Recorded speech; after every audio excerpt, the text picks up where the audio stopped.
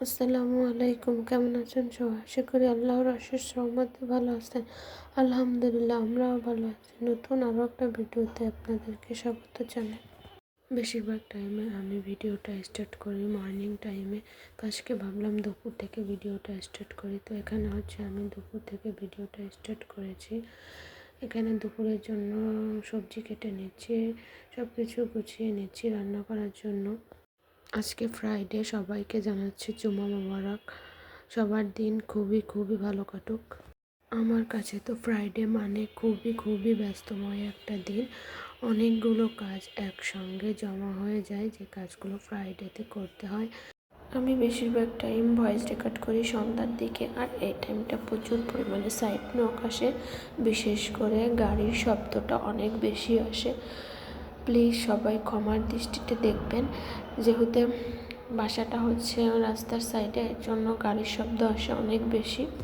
আমি দুপুরের জন্য কিছু সবজি কেটে গুছিয়ে রেখে তারপর হচ্ছে কিছু কাপড় ভিজিয়ে রাখলাম। ভিডিওর শুরুর দিকে সবাইকে ছোট্ট একটা রিকোয়েস্ট, ভিডিওটা যদি আপনাদের কাছে একটু হলেও ভালো লাগে প্লিজ একটা লাইক করে দিবেন। আপনার একটা লাইক আমার ভিডিওটা আরও অনেকের কাছে পৌঁছে দিতে সাহায্য করবে। শুক্রবার মানেই তো সবার বাড়িতে একটু ভালো মন্দ আয়োজন। এখানে আম্মু কিছু গরুর মাংস কিনে এনেছে। তা আমি হচ্ছে এখানে গরুর মাংসগুলোকে খুব ভালো করে ধুয়ে নিচ্ছি, একটা একটা করে আর কি ধুয়ে নিচ্ছি। আমার হচ্ছে অনেক বেশি অ্যালার্জির প্রবলেম দেখা দিয়েছে ইদানিং। অনেক বেশি অ্যালার্জিতে ভুগছি। আমার হচ্ছে ডাস্টিং অ্যালার্জি, চোখ নাক কান, আর এই 2 মাস যাবৎ কাশি। কোনোভাবেই কেন যেন কাশিটা ভালো হচ্ছে না। কাশির জন্য অনেক রকমের ওষুধ খেয়েছি, কোনোভাবেই কাশি ভালো হচ্ছে না। তো আপুদের কাছে পরামর্শ চাচ্ছি কোন ওষুধ খেলে বা কোথায় ডক্টর দেখালে আর ভালো হবে আর কি অ্যালার্জির জন্য। সবার কাছে পরামর্শ চাচ্ছি। কোনো আপুর যদি ভালো কোনো ডক্টর জানাশোনা থাকে বা ওষুধ, আমাকে প্লিজ একটু জানাবেন, তাহলে আমার জন্য অনেক বেশি উপকার হবে। আমাদের বাসায় কম বেশি অ্যালার্জির প্রবলেম সবারই আছে, তবে আবার অ্যালার্জির খাবারও অনেক বেশি। গরুর মাংস, বেগুন, চিংড়ি মাছ, ঢেঁড়স, এরকম অনেক ধরনের খাবার আছে যেগুলোতে অ্যালার্জি অনেক পরিমাণে বেশি। ডক্টর কিন্তু এগুলো খেতে বারণ করে, কিন্তু কি করব, বেশিরভাগ খাবারেই অ্যালার্জি, তাহলে তো খাওয়াই বাদ দিতে হবে। এই যে আজকে গরুর মাংস আনা হয়েছে, বলুন তো এটা না খেয়ে পারা যায়? আর আমার তো গরুর মাংস অনেক বেশি ফেভারেট।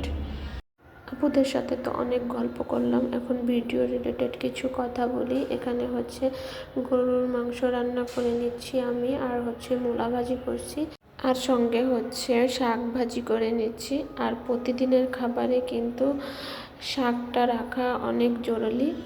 যে কোনো রকমের এক ধরনের শাক কিন্তু প্রতিদিনের খাবারে রাখা অনেক ভালো শরীরের জন্য। আমার কিন্তু শাক অনেক পছন্দ, আর শাক কিন্তু শরীরের জন্য অনেক উপকারী। বিশেষ করে খোটা শাক বেশি ভালো লাগে। খোটা শাক বলতে আর কি বুঝেছে, যেগুলো আর কি চাষ করা লাগে না, এমনিতেই পাওয়া যায়। দেখেন কতটা শাক কতটুকু হয়ে গেছে। তা শাক জিনিসটা কিন্তু এমনই, অনেকটা শাক রান্না করলেও একটুখানি হয়ে যায়। আল্লাহ তাআলার প্রকৃতির নিয়ম কত সুন্দর আর কত অপূর্ব। মাশাল্লাহ মাশাল্লাহ। এটা কিন্তু পরের দিনের ভিডিও, রাত 1টা বাজতে গিয়েছে, আর আপনাদের ভাইয়া কিন্তু আমাকে সারপ্রাইজ দিয়েছে। রাত 1টা বাজতে 5 মিনিট বাকি। আমি কিন্তু বারবার আলোটা নিভে যাচ্ছিল আর বারবার আলোটা ধরাচ্ছিলাম। ফোনের ব্রাইটনেস কম, তো এই জন্য বারবার আলোটা নিভে যাচ্ছিল। ভিডিও করতেছে সারপ্রাইজ সারপ্রাইজ। আজকে রবিবার, আর আমাদের স্কুলে হচ্ছে প্রোগ্রামের জন্য প্র্যাকটিস করানো হচ্ছে। তো আপনাদের জন্য আমি অল্প একটু ভিডিও রেখেছি, আশা করি আপনাদের কাছে ভালো লাগবে। যেহেতু আমার ব্লগ ভিডিও, যার কারণে খুব অল্প পরিমাণে আর কি রেখেছি ভিডিওটা। আমি অস্থায়ী আছি কোস্টগার্ডে।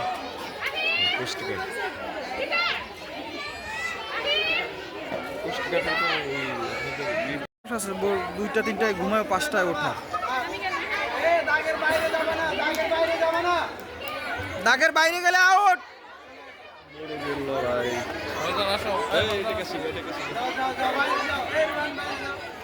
পাতলা পুতলা যারা এদের জন্য ভালো, মোটা হইলে তো নিজের উপরে। ওই লাল ছেলেটা জিতবেন, ওই লাল ছেলেটা চালাকি করতেছে।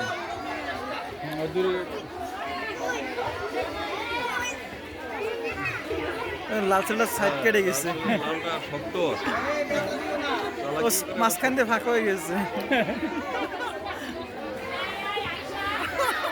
হ্যাঁ, এবার লালটা এনার্জি বেশি আছে, ওই জিতবে। লালটা কিস মাইরা ই করছে। এইটা ফার্স্ট হইছে, ওরা তো আর কয়ে দিছি যে আগে দৌড় দেবা। এইটা আপনি মেয়ে নাকি?